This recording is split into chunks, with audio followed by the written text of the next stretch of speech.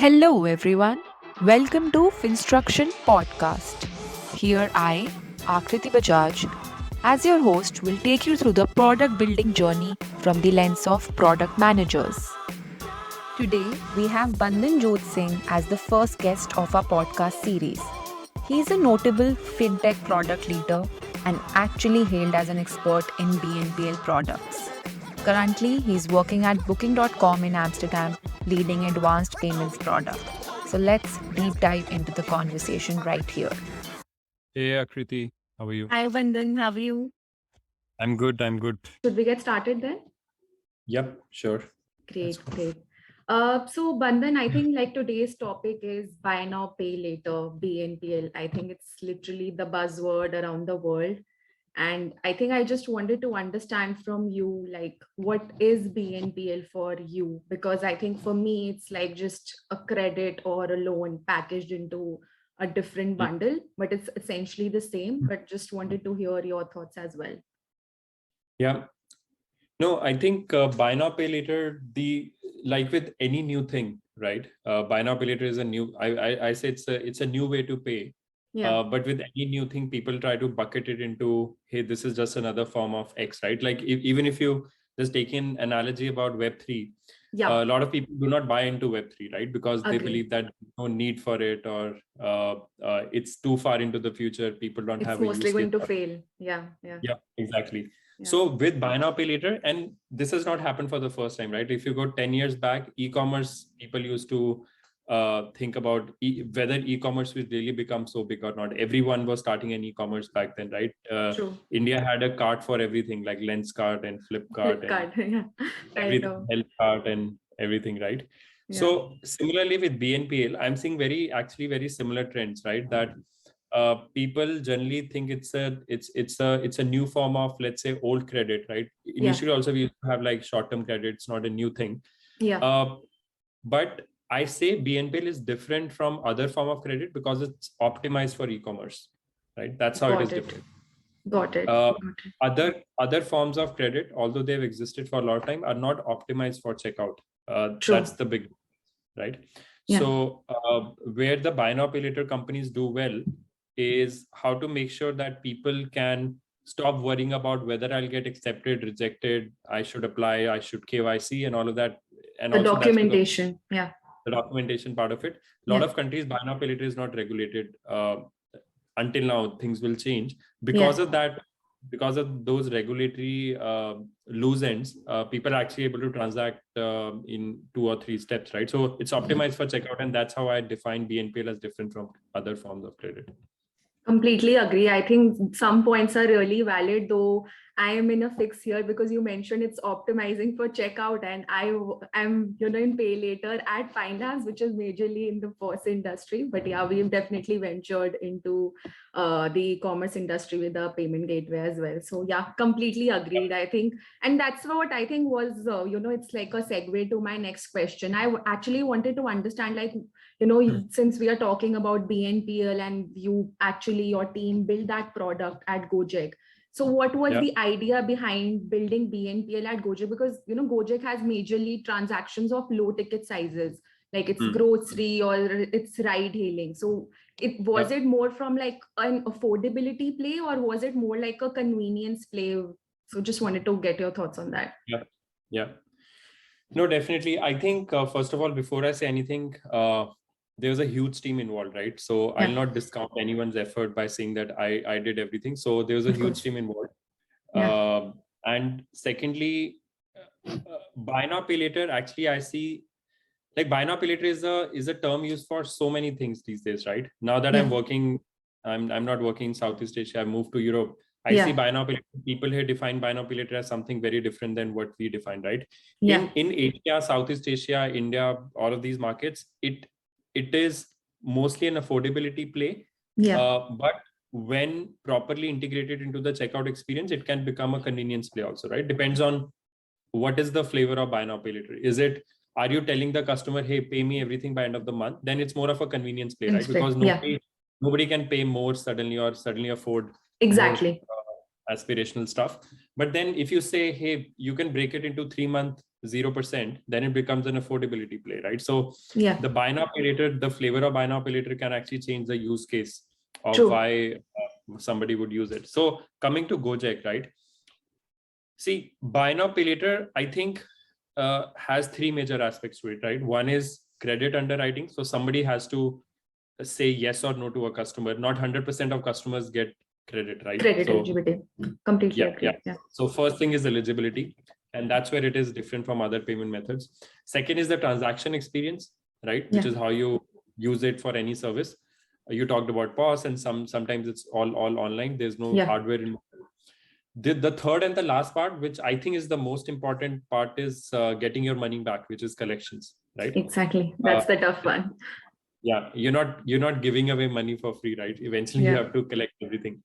Now coming to Gojek, so for any company to launch buy now pay later, I think it should make sense in all of these three buckets.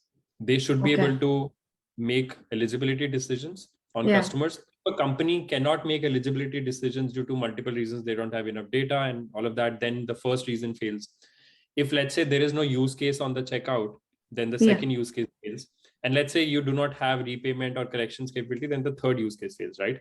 Now, for us to assess whether, whether BNPL makes sense for a certain company, it has to tick mark these three buckets. In my opinion.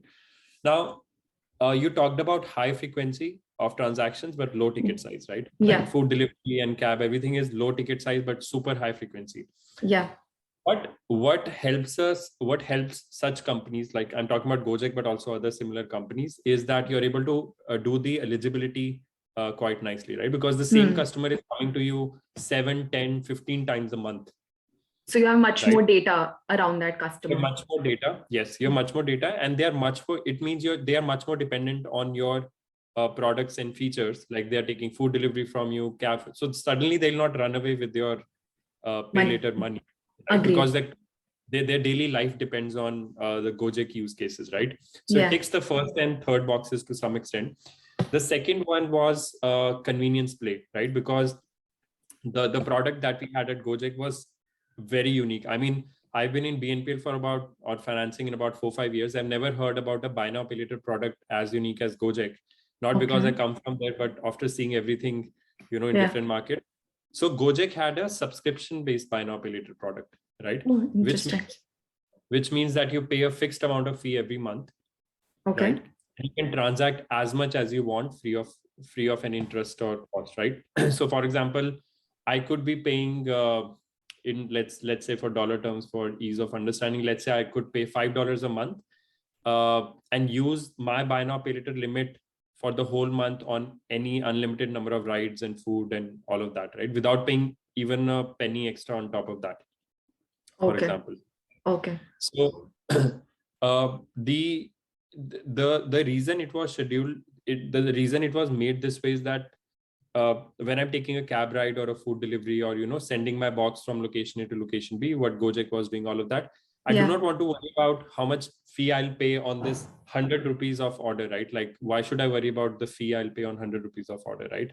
Or 50 rupees cab ride and all, right? So we said, okay, we'll not trouble the customer with like a fee per transaction. Instead, we'll just have a fixed fee for the entire month, which they can pay at the end of the month when they pay the bill, right? So that's how it was different.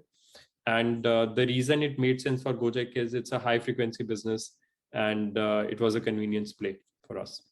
Understood. I think, like even in India, I would like to quote the example of Simple. I think like every time you do a small ticket transaction, you have to enter your PIN. It's a 2-factor authentication, I think. And that is what they played on. They didn't want consumers to keep entering their PIN for just 100 rupees or 200 rupees transaction. And I think very similar to your use case, as you mentioned, making lives of consumers very easy, and they can always pay at the end of the month. Great. So just wanted to understand, like, once before launching the product, did you do any consumer research or any experiments to validate the need? Because as you said, like, this is a very unique product. You haven't seen this kind of BNPL product. So like, were consumers ready for such thing? Were they ready to pay a subscription fee for this convenience? Like, in the beginning, it might sound odd, but I think after a while, once the consumer tries it, I'm sure they might have found that value, and that time to value, that's low. I'm Yeah. definitely assuming that, people call that aha moment in product. Once that is there, so it clicks. Yeah. No, definitely. I think one thing that was quite unique at Gojek was the strong research culture. Definitely can vouch for it. In fact, we used to have quarterly research reports coming out about how do customers feel about pay later, right? And on a quarterly basis, even if a product manager is not looking at their dashboard, the research team will be able to tell them what's going wrong, what's going right? Like the research was really up there, right? So it's not the same case in all organizations I've worked in, but Gojek was particularly special in that sense. Now, what that helped us do is that we would know the problems that our customers face on a monthly or quarterly basis, because we'll do social media analysis, we'll do whatever channels are there for customers to reach out to us. We'll analyze and say, okay, this is the X% of customers do not like this part of the feature or all of that, right? So we'll keep getting these reports on quarterly basis. So that was the first input, right? Now, whether we should do a subscription model or a per transaction model, I think different companies would have different preference, right? If it's a low frequency transaction, but high ticket size, like which is more unique to travel and e-commerce, then you can actually charge the customer on that transaction itself. You can say, hey, you pay me extra, whatever, 1%, and you do this. But but for high frequency transaction, it becomes very difficult to keep charging customer, right? Otherwise you're taking away the convenience which you were providing in the first place. Exactly. But I would say that is still an opinion, right? Like we could argue within our product, our PMs and researchers and designers that, hey, subscription works better than per transaction. But then what do you look at as a product manager to say that, hey, your idea works, right? Like, does the customer like it or not? Because there would always be customers who would not like it, and there will always be customers who like it for anything you roll out. I mean, you'll never see a product which 100% of customers like, right? True. But then what do you look at, right? I think the biggest factor for us to know whether this product works was retention numbers. Right? Nice. One of our hypotheses was that if customers do not like our buy now pay later model, which is like the subscription model, we'll see a lot of customers dropping off in the second month or the third month and not use buy now pay later. Makes sense. Right? That should be the case, right? If they do not like the product, they'll say, hey, why should I pay a fixed fee per month? I'll just start using my wallet, right? Like Gojek had a GoPay wallet. We'll just start using the wallet. True. But I think 4 to 5 months down the line, we start seeing retention numbers that were amazing. I mean, typically in consumer products, anything bigger than 50, 60 or 70% retention is good, right? I'm quoting big numbers because these numbers can mean different things to different organizations, but we had amazing retention numbers, right? Then we looked at month plus 2 retention numbers, like how many people come back after 2 months. That was also still good, like above 50% or something, right? So we knew that there is a product market fit. Got it. We're not putting out something that customers do not want. Now there is a question that, hey, could we get a similar product market fit if we rolled out a per transaction model? fee? We never tested it, but I mean, that's a good question, right? But we know that there was a product market fit for the subscription model, and that's how we continue to sort of bank on it. Understood. And before, building this product, what was the ideology behind it? Like, what steps did you take? I think, like, usually, any lending product, it requires to build a strong credit risk engine and then you move forward with it. But just wanted to understand, like, how did you or your team approach it at Gojek? Yeah. So at Gojek, I think because of the customer interaction with the Gojek app, right? We would have insights on, how frequently customers interact, how much do they spend. We would understand the loyalty, how many customers continue to stay with us over a long period of time. So, I mean, there could be two customers who would be exactly spending the same amount of Gojek, but one customer might be with us for last 6 months, another customer only for last 1 month. So obviously the 6-month customer is a better suited candidate for buy now pay later, right? Just taking Makes one sense. hypothetical example. So because Indonesia as a market, I mean, there are a couple of reasons why we ended up depending on our own data is obviously because it's a high touch app. I mean, a lot of customers interact with it on daily basis. So that was number one. The number two was the data sources outside of that, right? I mean, I've seen this in India also. And then when I was working in Indonesia as well, is that not all customers are covered under the credit bureau, right? The credit bureau penetration. Yeah, of course. Like, I think even in Indonesia, it's around 2-3%. It's low. It's very similar to India. I was reading about it. Yeah, it's low. And if so, that's why we were more relying on our own data to basically figure out that, so and that's how like a lot of these buy now pay later models evolve, right? You first give credit to your, the least risky customers in your base, and then they start performing, underperform or better perform by paying those credit back, and then we know, okay, these customers are less risky, they're performing well, so let's not worry about it, let's go to the more risky customers, right? So that's how like mostly companies or risk teams underwrite by slowly rolling out to more risky customers over a period of time, and then these models evolve, right? But I would say that as a product manager, my role was always to make sure that the data science team, the risk team, the risk analytics team are all sort of, aligned when working with each other and figuring out what are the approval rates we have, should we increase the approval rate, should we, like, all those things, right? Yeah, I'll say that a lot of got a lot of support from these teams in order to make these things happen.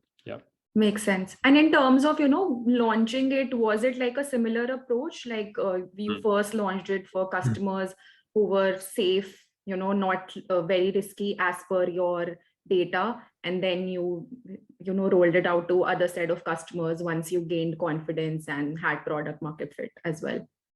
Yeah. So that was essentially the go-to market, because we were targeting only Indonesia as a market at that time, right? While I was working there. So the second thing was only about, which customers are sort of more credit ready, right? In terms of, and we would assess it through just the Gojek, transaction data. Most. Okay. Yeah, because nowadays I think like companies are also moving to alternate data. They just get, approval from customers. There's an authentication using OTP, and then they can start reading SMS of the customer, so they can know, like, even if you as a Gojek company, you would know how much I've spent on some other e-commerce website and what is my shopping behavior or whatever behavior that is there on my mobile, basically. Yeah. No, fair point, right? And when I was working before Gojek, I was working with Aditya Birla Group in their NBFC. So again, the appetite of organization keeps changing, right? Like different organizations have different appetite for alternative data, right? Some organizations generally, I mean, anyone would think that let's use more data sources, right? Like that's the default thinking for everyone. But I've realized over a period of time, that's not the case, right? Again, for us at Gojek, the main value proposition of buy now pay later was we used to position it as a responsible and a trustworthy credit product, right? Now, so this comes with a lot of heavy, heavy baggage. Heavy baggage and responsibility, that when you say that you are sort of the most responsible or trustworthy buy now pay later player, what does that mean, right? And under those principles, so we had some like principles laid down on how to be when somebody takes credit, we do not want to overdebt them by charging them a lot of late fee, charging them high interest rates or high fee or all of that, right? So those are pretty much part of the principles for the whole team. right? Got it. Got it. We would not actually go down to any path where the customer trust around this value proposition was broken, including, I think, again, as far as I know, again, Gojek never went into the direction of, reading data from customers' mobile, right? We never went into that direction, right?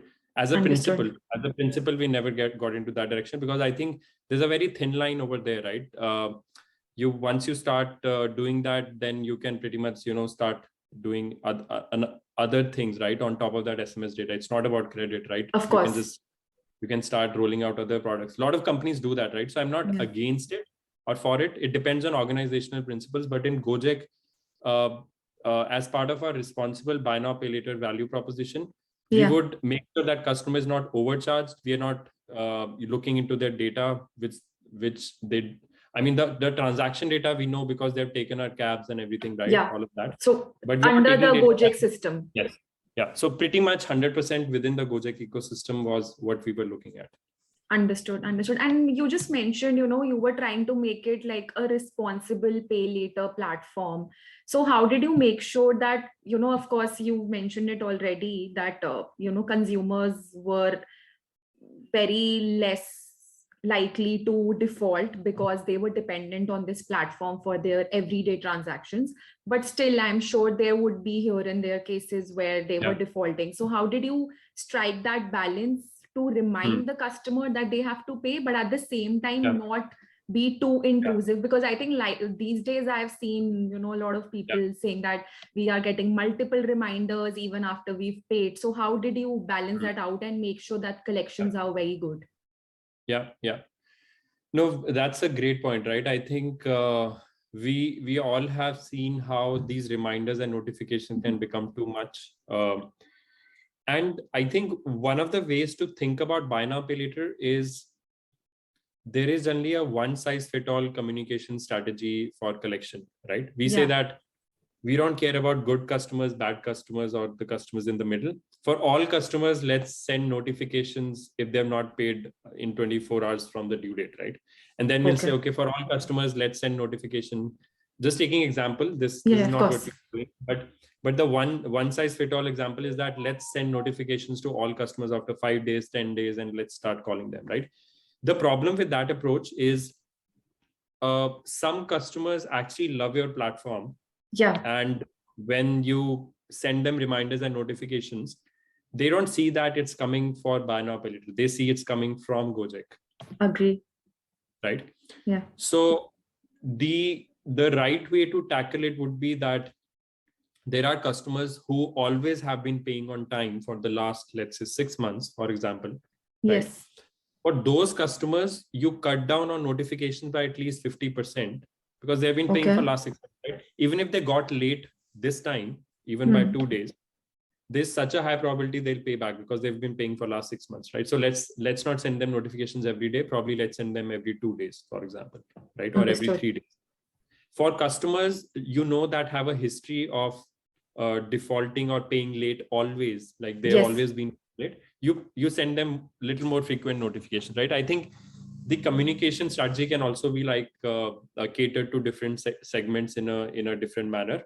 So that's the direction in which we were also thinking. And I think I also like to talk about the industry a little bit, because having seen multiple buy now pay later products, suddenly it's a one size fit all. The communication strategy, right?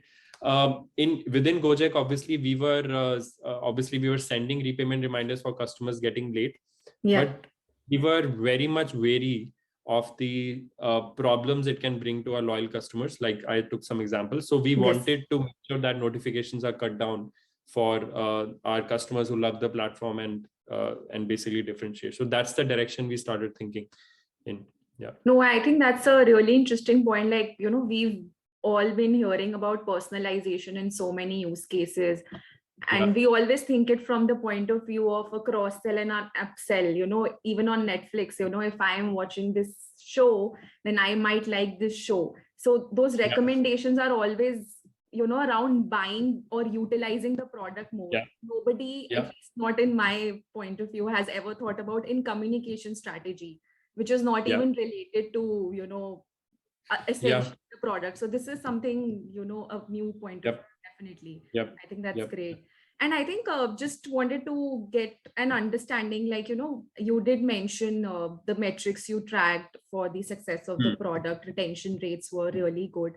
But in terms of the overall strategy for buy now, pay later, did you see, like, were you able to acquire more customers, or was it more about, convenience as well as increasing the conversion rate? Because, now I'm someone who's coming to Gojek and I'm paying for my ride very conveniently. Now I'm paying it for in 2 seconds. Earlier I used to pay it in, like, 20 seconds. So, like, was it more about increasing the conversion rate, or like also acquiring more customers? Yeah. No, I think so a lot of these things were equally important, right? But let me try to frame it in an order of prioritization, right? I think the first thing any product should figure out is retention, right?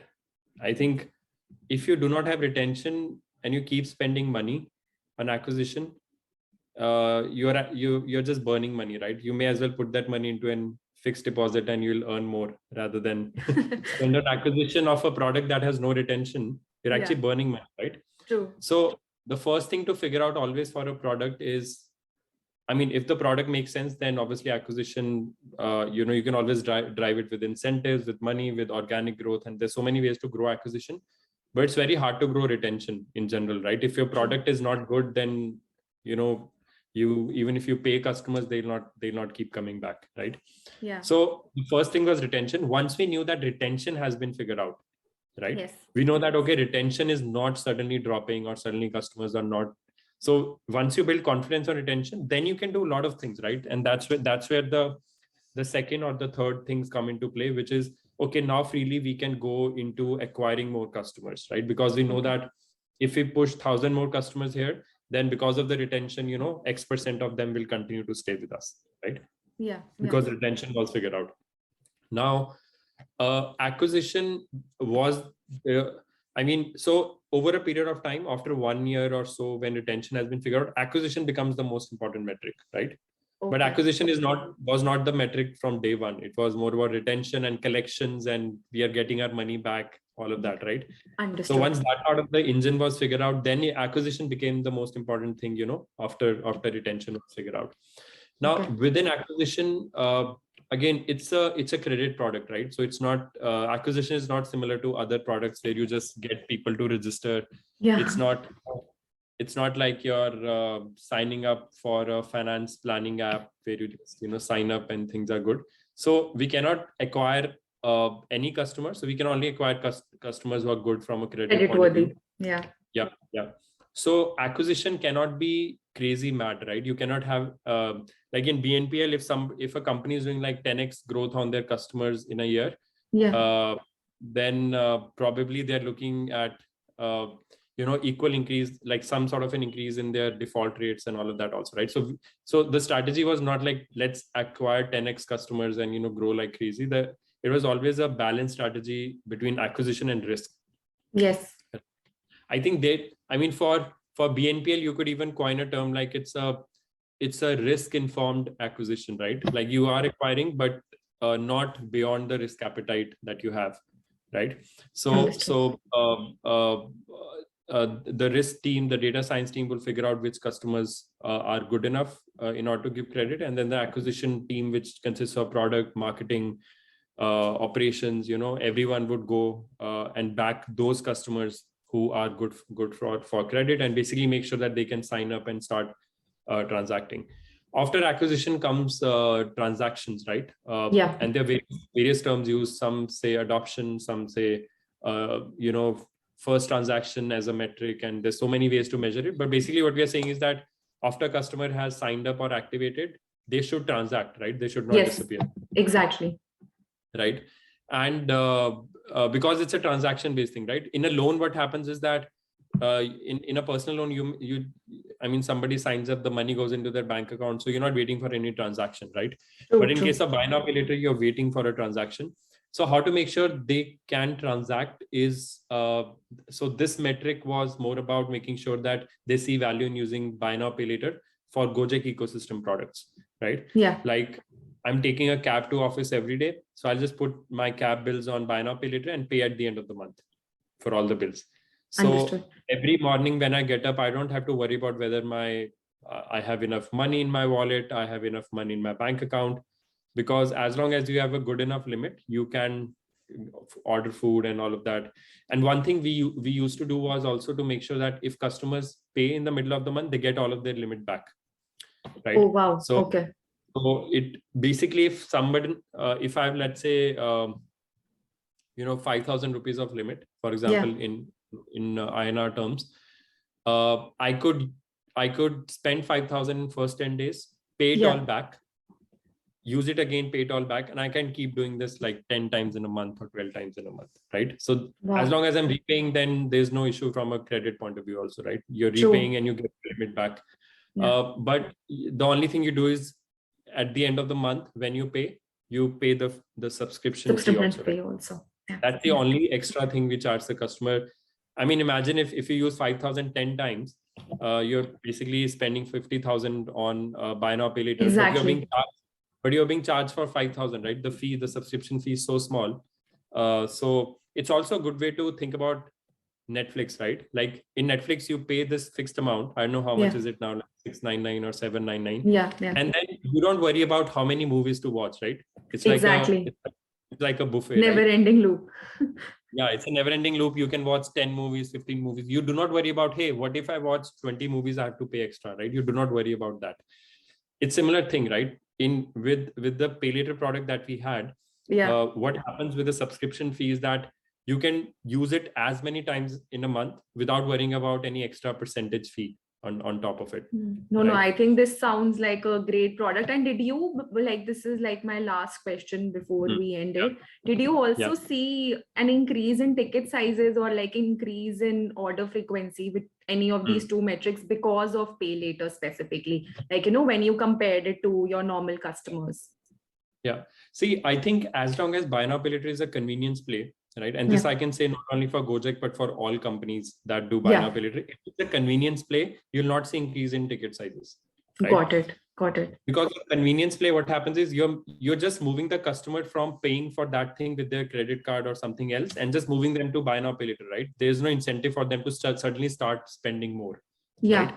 Right? So, and if it's a 15-day, 30-day, or I don't know, 45-day pay X number of days product, obviously in 30 days, nothing is going to change, right? For me as a customer, suddenly my income is not going up in 30 days. So there's no way I'll start spending more with buy now, pay later, right? So because Gojek was also convenience play, the average transaction sizes were almost similar. They could be, I mean, a little bit single digit percentages here and there, but I would say any convenience play buy now, pay later doesn't lead to a lot of increase in average transaction size. But what it does lead to increase in, and again, this I can say for global buy now, pay later companies, is it leads to repeatability. More customers come back and come back again. Yeah. So that's one. The second thing it leads to is loyalty overall in the ecosystem, right? Not only for buy now, pay later, but if customer is coming back, then they're also using it for, let's say there's a customer who has never used Gojek, right? Now they get buy now, pay later. Never used would be a wrong thing to say. Let's say they've not used Gojek as much as, let's say, our competitive apps. Then if they have buy now, pay later, they're more likely to keep coming back to Gojek because now they have this limit. They can use it for food delivery, cab, all of that, right? So that's also a big upside of introducing buy now, pay later. So I think, so these were the key things that we figure out in buy now, pay later. I think these were the two metrics that moved the most. Great. And I think you must have seen, like, in compartmentalization as well, like increasing categories, like someone, I was just using Gojek for ride hailing. Now I have this limit. I might as well use it for, ordering groceries or any other stuff that services like Gojek provides. That's great. So I think like just before ending this, I just had one question, which I think I'm going to ask throughout. What is one tip you would want to give for product builders? One tip would be, it's so difficult to give one tip. Like any product advice that you give, there is so much available on internet. You can get product advice from every product, and like there's so much gyan going around in product management I these know. days. So it will be very difficult for me to give this one thing which, is great for everyone. But I would just say that product management on the ground and product management in theory is very different. So if you're reading amazing books about product management and, listening to amazing people from product, you might see that in your own organization, that may not be possible to some extent. Different organizations have different ways of doing product, right? Product cultures, So I would say that as a product manager, you might not be always be in position to change the whole culture of the organization, right? It's very difficult to suddenly say, hey, I read this book from Marty Kagan, this is how we should do things. Yeah. That's very difficult to do in any organization, right? So I don't have one tip, but in general, what I feel for product builders, especially coming from, I spend more of my time in India, Indonesia, is that product management as a function is still growing. Yes. In these markets, because see, startups and all of these tech companies started happening in last 10 years or so, right? It wasn't even there before. So a lot of people who are becoming product managers now, they were not product managers 5 years back. They were like in marketing functions and operations. Suddenly now they're becoming product managers. And now we have this new, associate PMs that are first time coming into product management. Exactly. So I would say product management as a function is evolving, right? And I think as long as you are able to bring the customer viewpoint into meetings, that's the hygiene, right? If I have to define a hygiene for a PM, is that you always keep bringing the customer viewpoint into meetings or the user viewpoint into meetings. I think if you do just one thing, I mean, forget about matrix and all of that. If you just bring the customer viewpoint into meetings, that's a good start. Great. I think that's a tip we can look into. And if anyone is interviewing at booking.com, they'll definitely use this. I ended up giving one tip, although I did not want to give one tip, but yeah. No, that's great.